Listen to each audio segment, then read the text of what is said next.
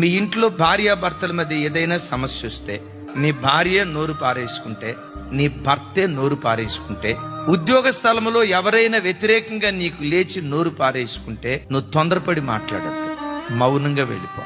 నీ మౌనమే నీకు విజయాన్ని ప్రసాదిస్తుంది. చాలా సందర్భాల్లో మనం ఏం చేస్తామో తెలుసా? ఆయన అంటే నేనెందుకు మౌనంగా ఉండాలా?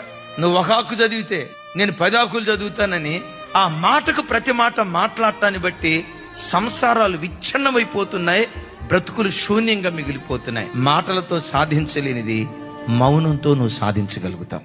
ఎందుకో తెలుసా? నీవు మౌనం అయితే నీ దేవుడు మౌనంగా ఉండడు. నా కుటుంబంలో ఈ సమస్య ఉంది, నా ఉద్యోగంలో ఈ సమస్య ఉంది, నా సంఘంలో ఈ సమస్య ఉంది, నా వేద్యాన్ని నీకు అప్పగిస్తున్నానని నీ వేద్యాన్ని దేవునికి అప్పగిస్తే శత్రు శాసమే మిగల్చకుండా, ఒక్క విరోధి కూడా లేకుండా అనుకూలుగా దేవుడు నీ కొరకు మార్చటం ప్రారంభిస్తాడు.